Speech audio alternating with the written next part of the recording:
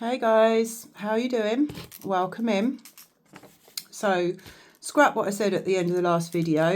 My mind was trying to lead me as to what I'm going to speak into next, but actually then I have read a couple of comments and there's a theme already in the comments. There's a thread. So I'm going to respond to that now. So thank you for being here and thank you for receiving. Thank you for your comments, support, likes, shares, everything, and just being here, right, to contribute to this. Before I begin, I will say, please remember, if you haven't listened to the intro video, and please be mindful that when we discuss things and I pick up a thread and everything, this isn't a prescription. I'm not telling you what's right for you. Equally, I'm going to address polarized kind of energy, and also will address the comments and things that are shared, right, and pick up upon that. But this is very much in an open energy. It's not about I'm right, you're wrong, you're right, I'm wrong. It's not debating, proving, fixing, arguing, force. We're not in that energy. I'm in a higher consciousness, and you are required to have this conversation, right, to receive, and also to receive yourself, to receive the deeper wisdom that's available when we can share in honesty and in what's true for us. And what's true for you may not be true for me, and vice versa. And then there is a truth which a lot of people can share. Like, for example, the truth that for a lot of people, the system as we experience it is very unhelpful for them and it doesn't have their best interests at heart. I can hold that as a truth. Many people can also. Some people might say, no, that's not my truth, and that's okay. Okay, it's all okay.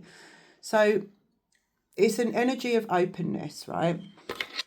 So there's a word that has been put in 2 comments on the initial, yes, it was that video actually, of course, the intro video, right? So the word cure. So I want to pick up on that.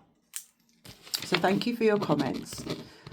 Now, cure, the definition of cure is to relieve. I think and I'm very big on this, I'm very big on etymology and getting very clear about what we're actually talking about. Otherwise, conversations go awry very quickly, right? When you say, Bridget, you put it in there, for example, when you think about the word cure, what does it bring to mind? Because actually the definition of it is to relieve. And the definition of relieve as an adjective is to no longer feel it. When we think about the word cure, sometimes there can be a connotation of finality. In other words, oh, I'm cured. It's done. Okay.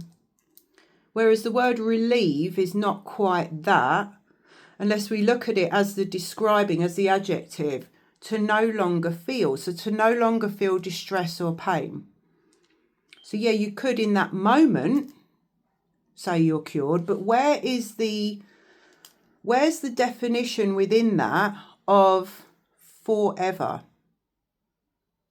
Where does it suggest that it's a totality? It is no more. It isn't there, but I think a lot of us have a connotation when we say, is there a cure? Is it a cure? It's like, is there something that just takes it away forever? Because that isn't actually accurate. We are ever evolving, ever changing, multi-dimensional, multi-layered, energetic beings. There isn't a one fixed state of being anyway in any one now moment, let alone for the rest of our lives. Bridget, you said about OCD, which I'm going to weave in. You know, is it the NOCD? You said the American, and they use the exposure therapy. They don't believe there's a cure, but they believe you can manage it. What they're really showing there is that there is no finality in the definition of cure. So what they're doing there is a disclaimer to themselves, because if they say, oh, we can cure OCD, and then a patient comes back to them in 10 years' time and says, oh, I've had another cycle of it, that's life. We're humans, we're evolving, we're cyclical beings. So do I believe there's a cure? I don't really believe that it's an effective word to use, actually. Is there a cure for anything in the light of us being ever-changing beings?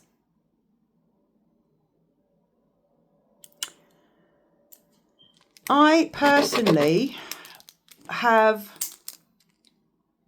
I say that I have healed OCD, personally, because I've reached a state of being where things no longer bother me.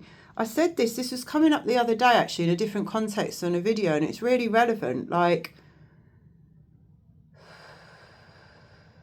is there an expectation within all of us that we can fix, cure, completely eradicate something? Is that actually accurate? Just because I see myself as healed of something that previously was so intrusive in my life. You know, this is really the difference as well in services. When you go to services or the doctor with anxiety or depression, the question is it affecting your day-to-day life? In other words, if it's just there buzzing away, but you can still manage yourself, it's not a problem. If it gets to the point where it's so intrusive, it stops you from functioning, then it is a problem.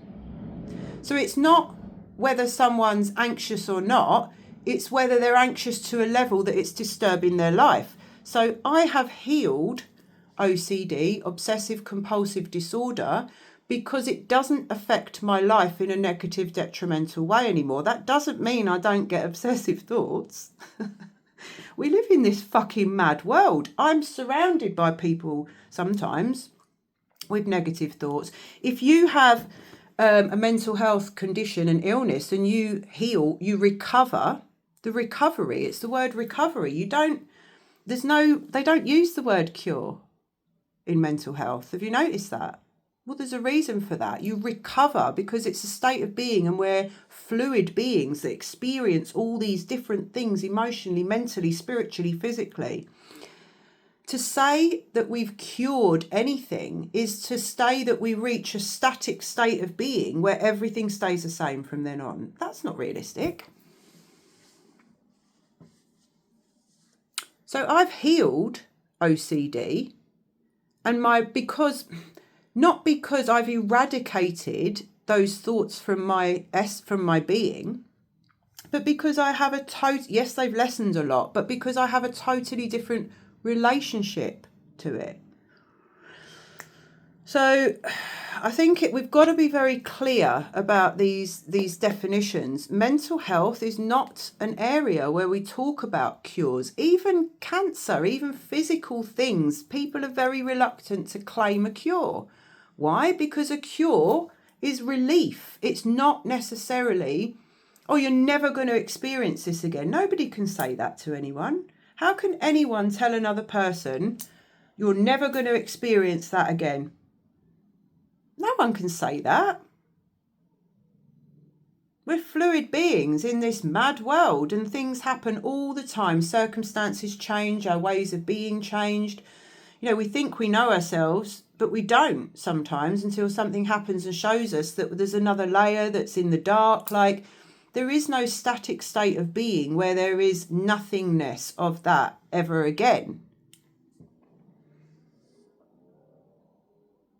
I still get days, especially if I'm tired, stressed, overwhelmed, if there's other stuff going on.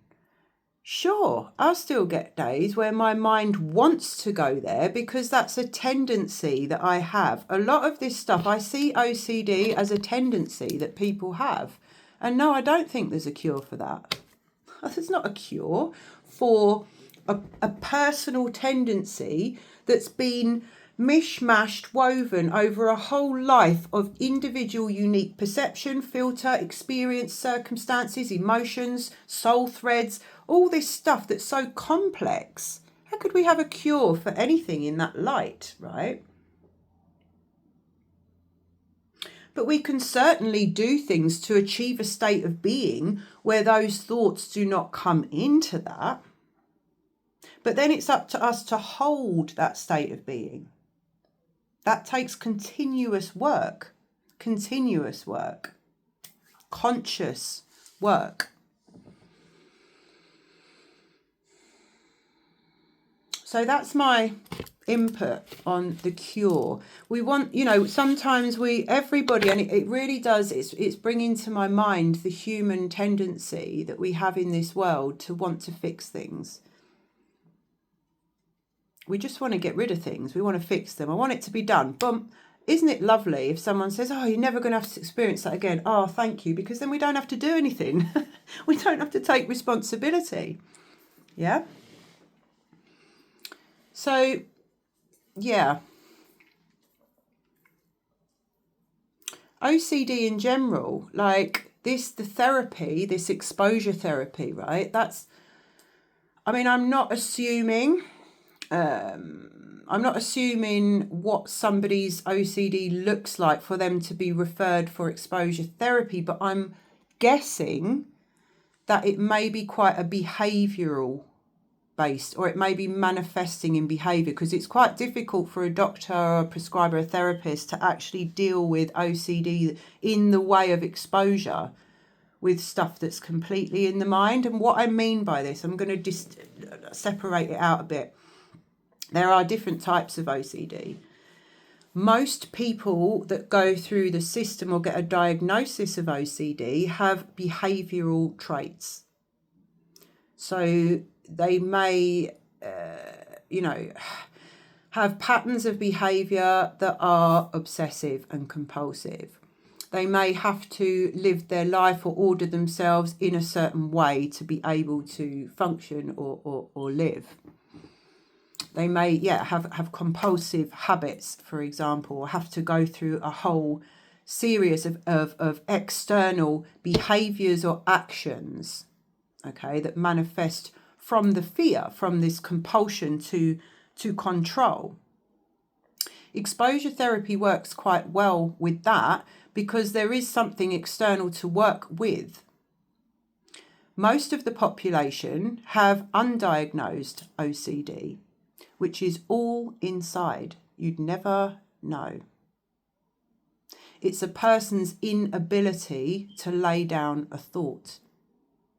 It's thinking about the same conversation about 1 million times over the following days because you weren't quite sure if you were understood properly or you expressed yourself properly or whatever the thing is. It's ruminating to the point where there's nothing else in your mind. You just cannot stop thinking about something. So exposure therapy is the same as anything that externally works with fear.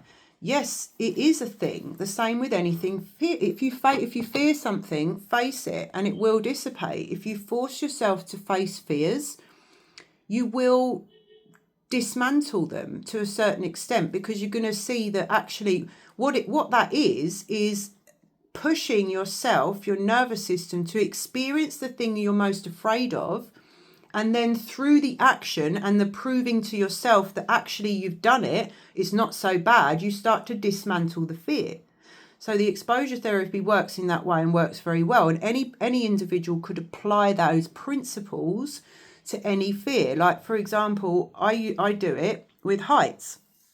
My partner knows I'm afraid of heights. He's always trying to pull me to the top of a hill or a cliff. It's all right, I've got your hand. So he knows I'm afraid.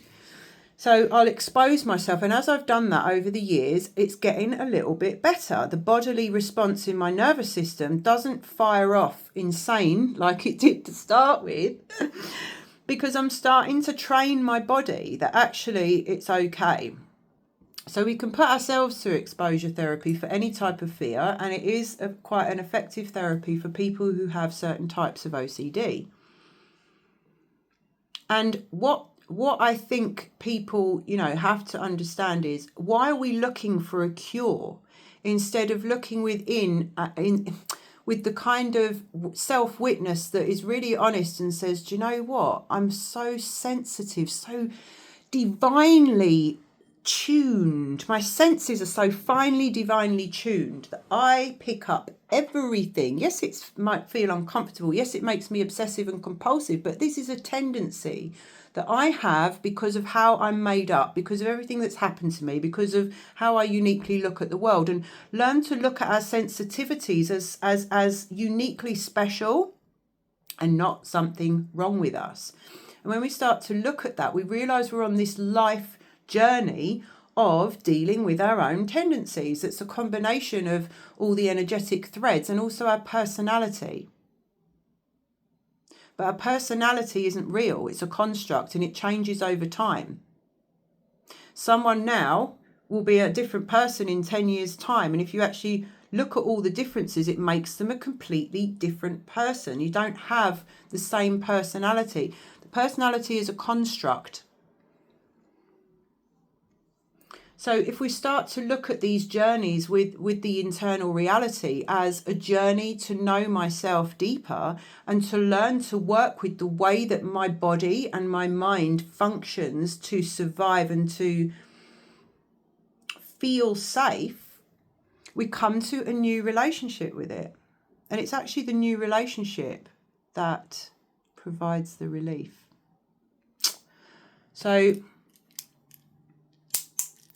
that's my take on that. And I also just want to pick up in the most loving way on statements such as, this is the only way. Okay, and I will do another, I'm going to talk about psychedelics anyway, but psychedelics, MDMA, they're not the only way. I didn't use them. I can really feel in that statement there's a really strong, like they really worked. If they really work for you, fantastic, amazing, but that does not mean that they are right for everybody. I facilitate plant medicine spaces. Not all the time, but it's a thread of my passion because I'm a sacred space holder. I'm a ceremonial worker, right? Space holder. So whatever medicine that is, it doesn't actually work for everybody. It's not actually suitable for everybody. I do think that the microdosing, for example, and psilocybin is fantastic for mental health and 100% should be made available as a valid treatment for everybody to try. And at one point, I microdosed for about 8 months specifically to work with an internal process, with a mental process. Absolutely fantastic for doing that. And unbelievably, in the UK, it's actually a Class A. A dried mushroom is a Class A, which is fucking insane. I mean, a friend, well, someone I used to work with, Joel Cunningham, have a look at his journey. They're trying to put him away, the Attorney General, for 10 years for psychedelics. They couldn't get him for cannabis oil, so they're trying to put him away for that. Absolutely ridiculous. We all know that they're just trying to suppress people's consciousness. So we all know that. And you know what? They are invaluable. They are amazing. And yeah, everyone should try them, but they're not the only way. I've worked with psychedelics, plant medicines, personally and professionally for the last 4 years, but I did a lot of my mental work before then. It wasn't actually the psychedelics that assisted me with the mental work. I've used them for my spiritual evolution and for direct connection to source. So I think we need to be a little bit careful about making statements such as something is the only way. I think we can say that when it comes to an internal frequency that must be present. For example, honesty. Acceptance. If acceptance is missing from a person, they're going to be resisting themselves their whole life, whatever. So we can say the only way is love. The only way is acceptance with a certain thing. But that's coming from, what we're saying there is the only way is an internal or a divine frequency as the alchemist. But nothing on the external is the only way. There will be ways that's good for you. There'll be ways that's good for me. And there'll be another way that's the only way for somebody else. So this black and white thinking is one thing that we're dismantling here. There isn't one prescription. That's the whole point. They are incredibly valuable. And I've noticed a lot in the last few years, MDMA and ketamine are being used a lot. Personally, I've not used them in that context. My generation was very different intake of MDMA. However, I am watching a lot of people around me have success with that. And that's amazing. I think it's all got its place. But what I will say is there can become an over-reliance on a medicine. Any plant medicine, the same as taking a medication, right? Anything that we ingest, we consume it. It's only ever there to show us more about ourselves. It's only ever there to show us more of who we truly are and what innate capacity we have as our consciousness. A plant medicine, a sacred medicine, communicates with your consciousness in a conscious way to mirror something about yourself. Many people I see, and I say this through experience, many people I've known will continue to cycle journey after journey after journey after journey. I know people who take ayahuasca every 6 months and have done for the last 5 years. Honestly, you're not really getting the message from it then. We've got to start to have a lot of reverence. I've just got a really high-pitched ringing in my left ear. To come to use these medicines, they're sacred medicine. They're conscious, they're plants, they're conscious. It's part of the Holy Mother, the Divine Mother, the sacred earth medicine. Must be used with a lot of reverence, intention, humility, and consciousness. They must not be overused. And every time we have a journey with something or we use something to ingest inwards, be mindful, checks and balances, that we're not relying on that. Because ultimately it's only ever showing us our own consciousness and our own capacity to heal through the light of our witness. So yes, fantastic tools. Everything should be available. Everything should be there. But to be honest, the only way is when we start to see ourselves within through the loving light of our Creator, the Maker, however you see that, however Great Spirit manifests, even if you're atheist, yeah, that something made this world and made your body, right? So whatever you deem that to be, it's consciousness itself, of which you are a fractal, an expression, an extension. The journey, the only true journey, is coming back to the true gnosis of that. So we see ourselves as we truly are. Because when we do, there can be you can't be depressed and anxious. You don't need anything. You don't need any medication. You don't need any plants. You don't need nothing, because you're high on the fact that you're divine and you are consciousness itself. So the journey is to come to that realization. Whatever we have to use to get there, fantastic. I've used weed, I've used all sorts. I've taken everything other than heroin. But that's many, many years ago. I was abusing things, right? Because I had a hole inside of me. But the journey to repair came very much in a clean space, because it's the surrendering everything that we consume, and learning to have a different relationship with ourselves inside through our own witness. So anything that we consume, any psychedelic, medication, medicine, drug, anything at all, it's only ever to ease us, balm us, so that we can basically see ourselves for what we truly are. We are the medicine. That is the truth. We don't see ourselves as such. So, yeah, that's that. Can we ever find definitive cures in a multi-dimensional reality that is ever evolving, ever expanding, ever changing. We could say that we get to the point of higher consciousness on this planet where the state of being of illness and dis-ease, that in that sense, that's where we're getting to. Yeah, but that's because we are evolving. A consciousness is expanding to a bandwidth that doesn't contain fear. So in that sense, if you want to look at it like that, but that's not really, to me, that's not aligned with a cure. It's more, you know, on the journey to expand consciousness, so that then it's like my consciousness is now in a state of being where the fearful thoughts don't hook. I don't believe them, but it doesn't mean there's not fear bouncing around.